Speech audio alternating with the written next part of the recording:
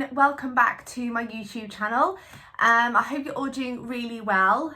We are in another lockdown currently, so I thought what better time to do another one of my videos. So here we go.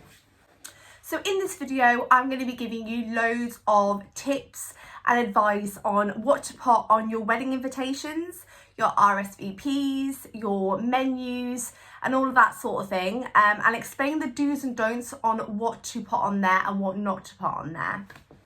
Okay, so with any wedding stationery, guys, in regards to your invitations and your RSVPs, you will start to see how expensive they can be to print. So it's something that you definitely can't afford to get wrong.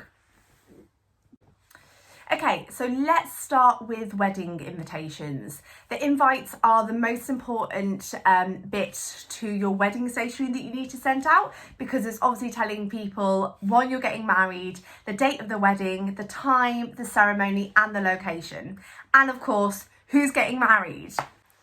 So who's getting married? You need to put your names on there and the date of the wedding. Now, when you start purchasing and asking people to design your invites and getting them printed, you will start to see how expensive they can be. So it's definitely something you can't afford to get wrong.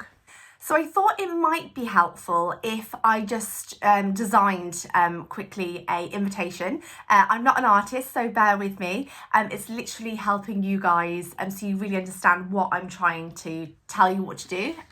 So here is one here. So you'll see the name of the bride and groom and the date of the wedding. So name of the bride and groom and the date of the wedding is really, really important.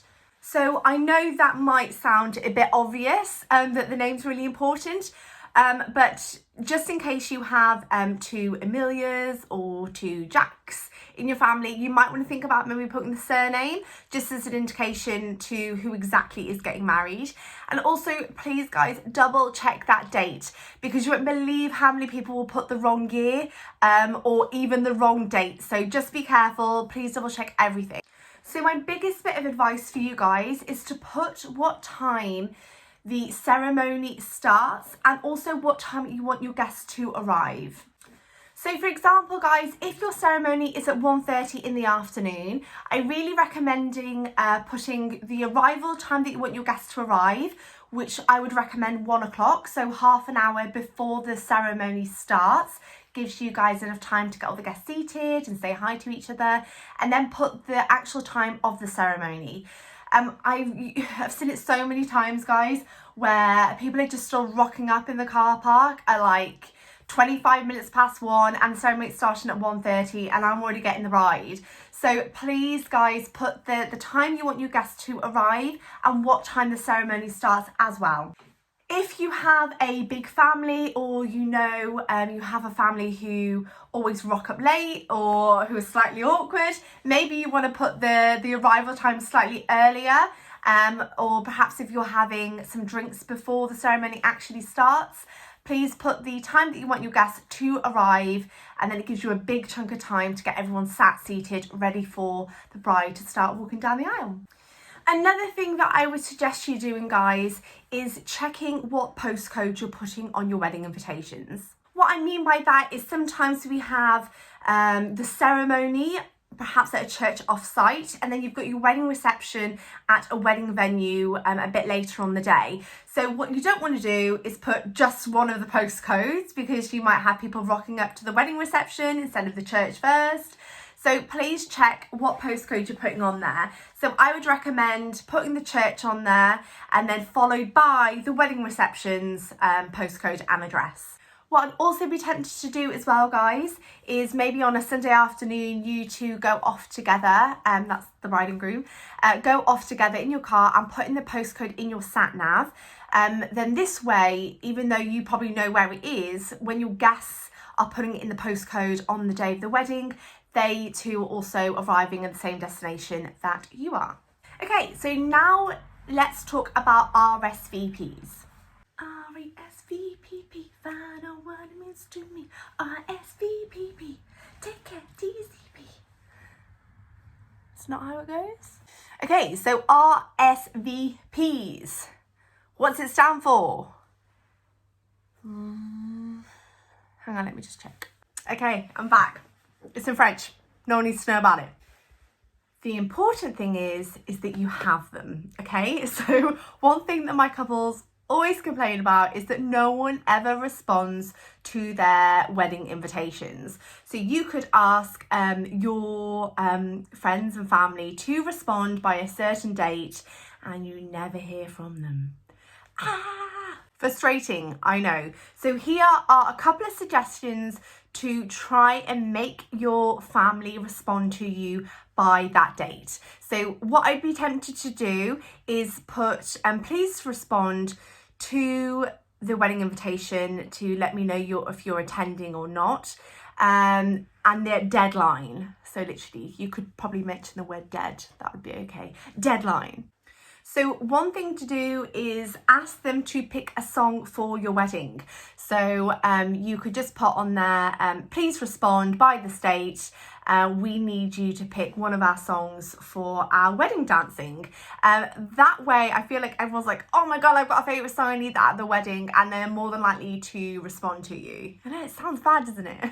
Another thing is if you've put on your wedding invitations the menu on there, so you've got like a menu choice, so you're asking people to choose their food option, you could put on there, please respond with your food option. If you do not respond by this date, there will not be a place setting set up for you. Bit threatening, I know, but it works. A really good tip is to make those people respond to you is put a stamp in each of the envelopes, and it gives literally no reason to not respond to you. They've got no excuse, okay? Because you're literally paying for the stamp, putting it in your wedding invitations, and they've got no excuse. So they will have to send back, if they can come to the wedding, what their food choices are and what their song choices as well. So job's a good one. Now, wedding guests like to know what is going on in the day. I don't know if you have anything like a family like mine. They're really nosy and they like to know what's going on, what's happening, and they like to see things. So what I'd recommend doing is maybe creating something called the order of the day. Now, the order of the day is something really useful to have for your wedding guests, because they can see the whole timeline of from start to finish of how the day is going to flow. I'm sure you've been to some weddings before where everyone's kind of standing around having a drink, and then they get like itchy feet. They're like, what's happening next? I need to know. Have I got time to go to the toilet? Can I go and do this? Can I quickly pop back to my car? So order of the days are quite useful to have. And it also stops people asking loads of questions. What's happening now? When's food going to be? When's your first dance? Are you having a first dance? All of that sort of thing. Well, again, I thought I would get a bit creative for you guys, and I've made my very own order of the day. As I said, I'm not an artist, okay, so stop judging. So this is my order of the day. Look at this, check it out. Wow, look at those pictures. Masterpiece, right? I'm happy with it. It's all right. Fun things to do during lockdown. Okay, so for your orders of the day, I would put what time you want your guests to arrive, remember, and then what time the ceremony starts, so maybe the I-dos. And then after, you will put the time of the drinks reception, followed by the food, followed by speeches, the cake cutting, first dance, and then what time everything will end. So as I said, this is mine. If you want any ideas, guys, please do just ask. It's really helpful if you put it on the back of your wedding invitations. I love to save on paper. So there's your wedding invitation and your RSVPs on there. Flip it over, and then everyone's got a little order of the day. Of course, these aren't going to be A4. Yours are all going to be pretty little A5 ones. But if you want some of Kelly's creations, Kelly's creations sounds great, then I'm more than happy to give you some suggestions, but it's probably best to get a professional doing them. Another thing you can do for your order of the days is make them personal to you guys as possible. So for example, for where you're getting married, when you say the I-dos, you can maybe draw a little picture of the service or the place where you're getting married, for example. If your drinks reception, you might want to put some rosé or Pimm's or whatever you're having for drinks, rather than just Prosecco. I've put a burger for my wedding breakfast because That's what I would probably have. I'm not engaged though, so yeah, awkward. But yeah, you guys could put your food of what you're actually having on there as well. So just make the whole order of the day personal about you guys. You could even do for your first dance, instead of a disco ball, you could do little stick men of you two wearing your outfits if you wanted to. Of course, be careful with the bride's dress though, just in case you give it away. So yeah, that's the order of the day. So let's now talk about your place names.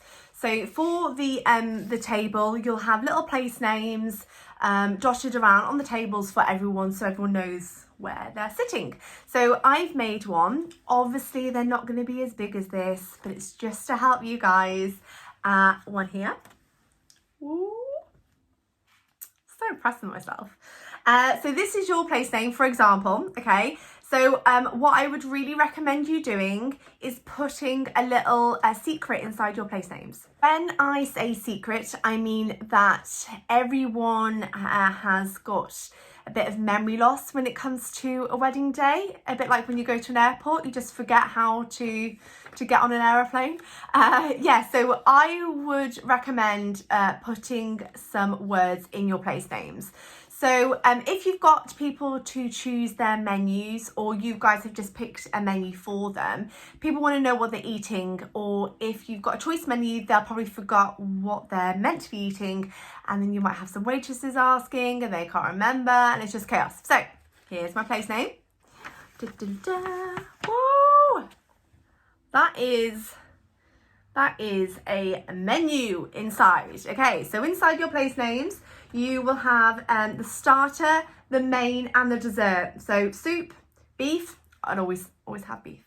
Apple crumble, legendary dessert, and what wine they're having as well. So sometimes if you've got the waitresses or the servers pouring some glasses, they know exactly what you're having, and you do too.